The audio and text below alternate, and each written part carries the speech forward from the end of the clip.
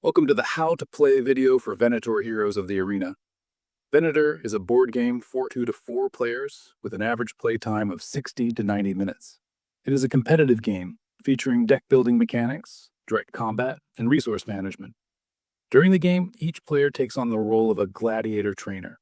There are 4 available factions, each with a different color: blue, yellow, red, and green, and each player will face off against opposing gladiators and various creatures. A game lasts 3 rounds, and each round consists of 3 phases. At the end of the final round, the player with the most victory points, also known as fame points, wins the game. Let's start by looking at what's on the game board. In the center is the arena board, to our right is the market board, and at the edges of the table are the player areas. Let's take a look right away at what's inside the player area. In our player area, we'll have the 3 gladiators, light, medium, and heavy, each with different stats, and in many cases, the ability to use different combat cards. We'll have a light gladiator, a medium gladiator, and a heavy gladiator. These classes will help us understand both the type of gladiator and what they are best suited to do. The light gladiator, in this case, will have more damage and less defense. The medium gladiator will be a middle ground, while the heavy gladiator will be very durable. Light units act first, medium units second, and heavy units third. Next, we have a deck of combat cards. Initially, these are the starting cards. Later, the deck will be replenished with cards that can be purchased at the market. Finally, we have the summary cards, which will simply help us at each stage to remember what we need to do, and the gladiator extractor tokens. These tokens will help us both to keep track of the wounds we inflict on gladiators or creatures, and they will also be useful on the initiative track of each arena in the event of a tie. So, if there are 2 light gladiators, you'll look at the initiative track with the corresponding tokens to determine which of the 2 goes first. The same applies to medium gladiators and finally to heavy gladiators. Let's now move on to the market board. The market board is divided into 2 parts. The left side is the active market area, and the right side is the inactive market area. In the active market, there are 4 active market slots, each containing a deck of starting combat cards. On the other side, we have all the decks and their respective decks in the inactive market. This pool will be used to fill the empty spaces that arise during the game. Additionally, there is a track to help keep track of the round during the game. In this case, there are 3 spaces because there are exactly 3 rounds in each game. The arena board consists of the objective zone, where we'll find the deck and its corresponding space, as well as 2 active objective slots. To our left, we'll find the creature deck with its own dedicated area. Next to that is a fame track, where each player keeps track of their victory points or fame points during the game. The player with the most fame points at the end of the game is the winner. Additionally, there are 3 distinct zones. These 3 zones are the first, second, and third arenas. In the center is the space for placing creature cards, while on the sides, there are 4 gladiator slots per arena. This is because each player can place a maximum of 1 gladiator per arena. So, in each arena, there will be 1 gladiator per player. In addition to this, we have the initiative track. This track helps us keep track of initiative. Let's now discuss the final section, the common token section. In this section, there is the first player token, which at the start of the game is assigned to the youngest player, and subsequently, at the end of each round, is assigned to the player with the fewest fame points. In the event of a tie, the player with the fewest coins will be the winner. Next, we have the coins, which for convenience are divided into denominations of 1, 3, and 5 in the creature tokens. The creature tokens, just like the gladiator trainer tokens, are used to indicate wounds, in this case, the wounds that the creatures will inflict on the gladiators. Additionally, a token is used to help keep track of the round.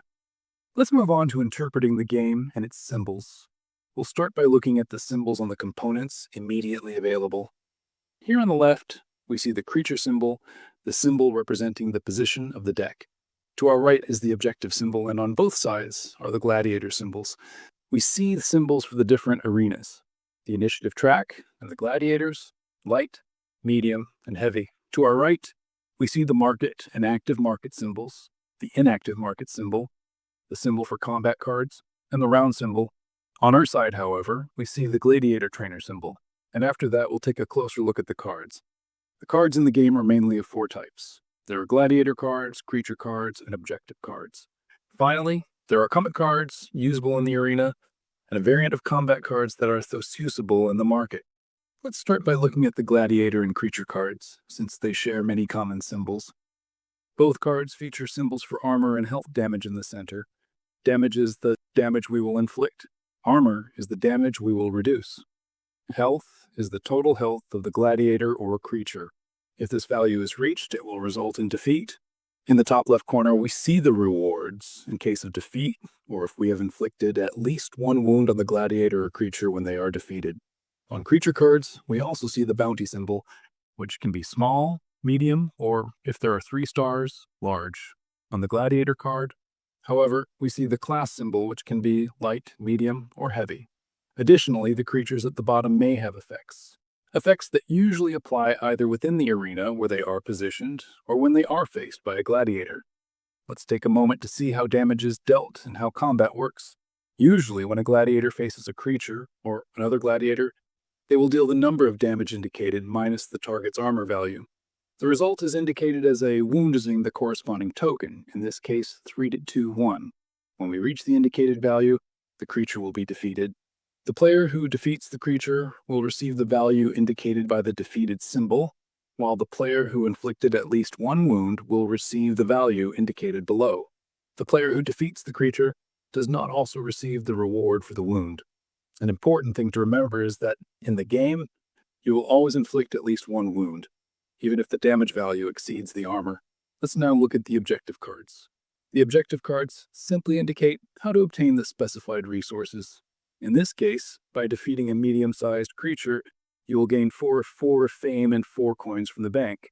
When you gain fame, you simply advance along the fame track. When you gain coins, you take them from the bank, which is the shared reserve for all players. The same applies when a gladiator or a creature is defeated or wounded. Finally, let's look at the combat cards. The 4th type of card, which, as I mentioned, can be of 2 types. What do we see on these cards? In the top left corner are the restrictions, i.e., when they can be used, whether they can be used during the arena phase or the market phase. In addition, some cards have other restrictions. Arena cards typically specify which gladiator cannot use that type of card, in this case, the light gladiator. Furthermore, some cards feature the starting market symbol in the lower left corner. This is because they will be available in the starting market during each game. The combat cards in the top right corner feature the cost symbol. The number inside indicates how much we must spend from our reserve to purchase these cards and add them to our hand. In addition to this, at the bottom, we have the various effects, usually on the left side. So starting from the left, we have the subject, in this case a gladiator. He gains +1 damage and +1 armor. In this other case, the opposing player's hand draws a random card. Some cards also have specific moments when they activate, such as in this case, when the gladiator faces a creature. Let's now take a closer look at the 3 phases of the game. During the setup phase, we will place the missing creatures in the arenas where no creatures are present. Next, we will reveal objectives for each space, whether active or empty. After that, each gladiator is restored. That is, if a gladiator has been defeated, they become available again. Next, each player receives 5 coins from the bank. After that, each player discards cards from their hand until they have a maximum of 4 cards in hand. Next, they may remove up to 2 cards from their discard pile. This is useful for cleaning up their deck to enter subsequent rounds with higher quality cards. Finally, they draw cards until they have a maximum of 4 cards in hand. During the setup phase of the first round, this simply means drawing the first 4 cards, the starting hand, which can be distinguished by the symbol in the top right corner. During the market phase, each player takes turns, starting with the player holding the favorite token, and each player may perform 3 actions. The first is to purchase a card from an active market slot. To do so, simply spend the number of coins indicated in the upper right corner of a card, take a card from the deck, and add it to your hand. Next, proceeding clockwise, another player may perform another action. The second available action is to play a card from your hand. Of course, it must bear the symbol shown in the top left corner of the market. Otherwise, it cannot be used.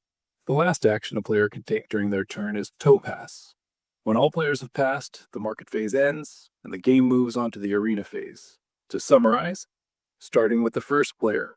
Each player during their turn may choose to perform one of these 3 actions. buy, play a card, or pass. The arena phase is the most intense phase. We could say the main phase of the game, and for this very reason, it is divided into several steps. First, the first thing we should do is place our gladiators in the arenas. Starting with the first player and proceeding clockwise, each player will choose an arena where to place their gladiator.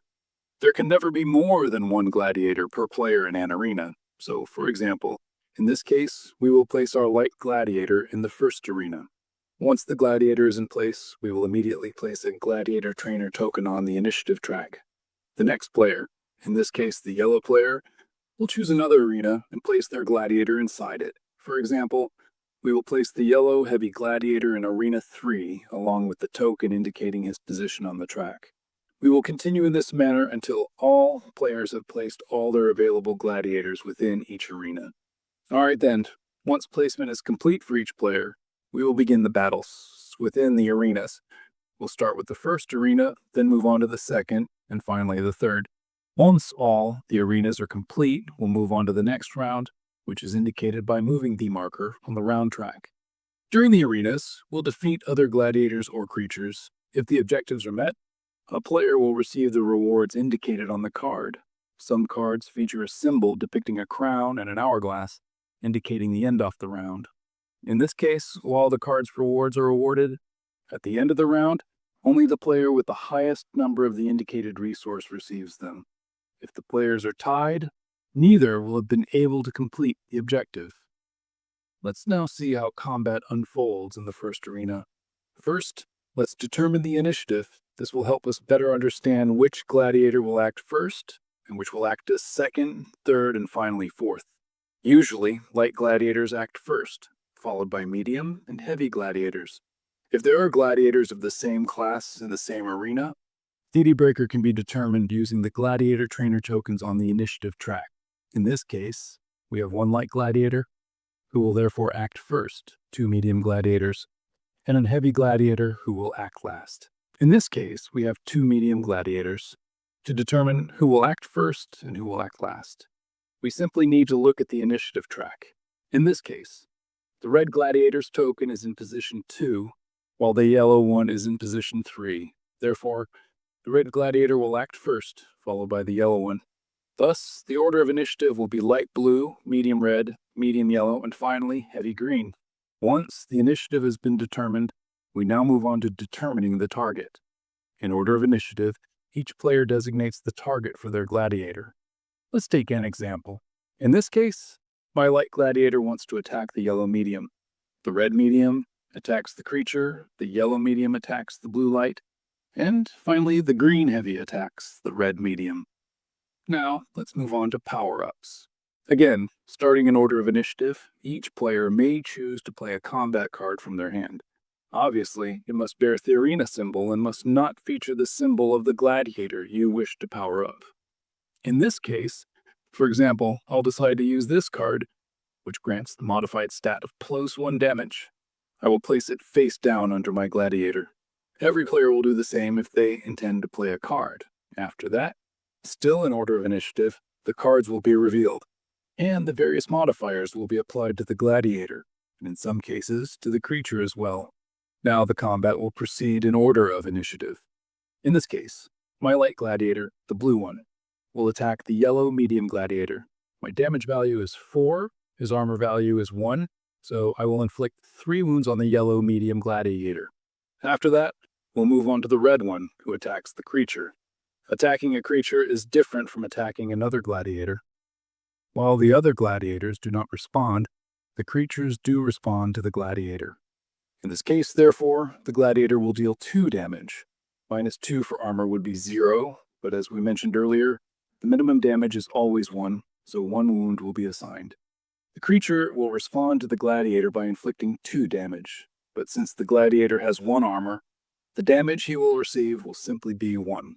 If, during a combat, that creature or a gladiator reaches their maximum wound value, they will be defeated, yielding resources indicated by the defeat symbol. All other gladiators who participated in the defeat of the creature or another gladiator will, instead, receive the values indicated by the wound. As mentioned earlier, some creatures have special effects. In this case, When this creature is defeated, it allows the player who defeated it to steal 5 coins from another player's reserve. Other creatures, however, have effects that apply when a gladiator faces them. For example, in this case, this creature allows the player to steal 1 coin from each opponent. One very important point is that if a gladiator is defeated by a creature, they will lose 3 fame points. The combat cards are placed in the discard pile in each player's corresponding player area, and play moves on to the next arena. The same steps will be followed: determining initiative, targeting enhancement, combat card, carrying out the combat action, and ending the combat as the game moves to the next arena. Once the combat in all 3 arenas has been completed, the game proceeds to the next round. If the conditions for an objective are met, the player receives the resources specified by the objectives. During the arena phase, when a gladiator is defeated, they immediately return to their player zone. At the end of the battles in all arenas, all other gladiators return to their player zone. Once all 3 rounds have been completed, including the preparation, market, and arena phases, the game ends. The player with the highest number of fame points is declared the winner.